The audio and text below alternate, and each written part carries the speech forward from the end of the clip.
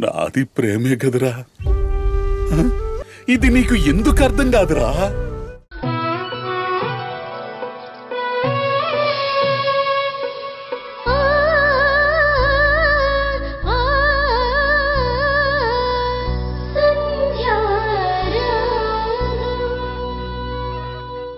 నువ్వు కూడా మారత్తా. ఈ పెళ్లిని చెడగొట్టకు. ఈ పెళ్లి జరిగి మౌనిక దూరంగా వెళ్ళిపోతే తను సంతోషంగా ఉంటుంది.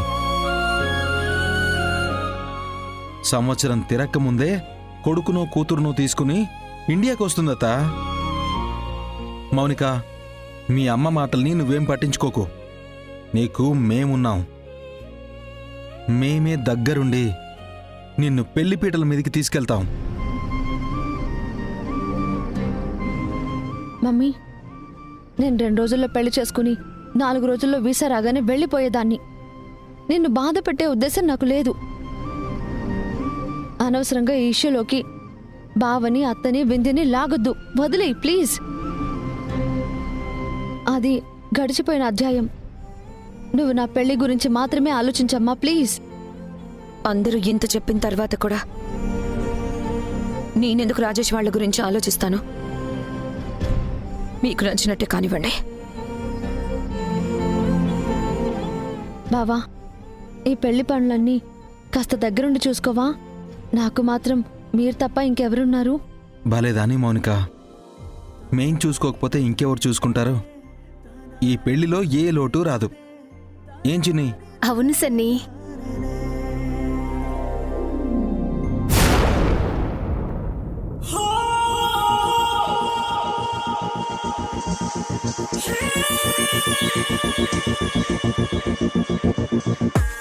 సాంబార్ అయ్యి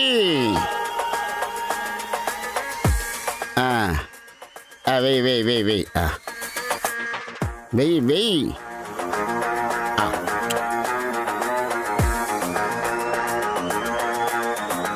నువ్వు ఉండమా, పోసుకుంటాను.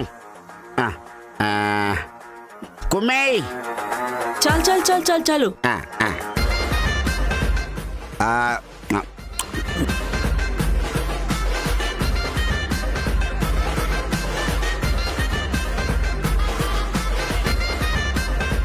అమ్మా, ఇంకొద్ది సాంబార్ అయ్యమ్మా. పై పై పై. మీరు సాంబార్ తింటున్నట్లేదు, తాగుతున్నట్టుంది. మీకెంత సాంబార్ కావాలంటే అంత సాంబార్ మీరే పోసుకుని ఆరగించండి. జోక్ చేసినట్టున్నావు, నవ్వడానికి టైం లేదు. తిన్నాక తీరుబడిగా నవ్వుతాను, ఓకే? వస్తే మౌమాట పడు తిను. ఇదిగో అమ్మాయి, లోపలికి వెళ్ళి అప్పడాలు తీసుకురా. ఇప్పటికే 20 అప్పడాలు తిన్నారండి.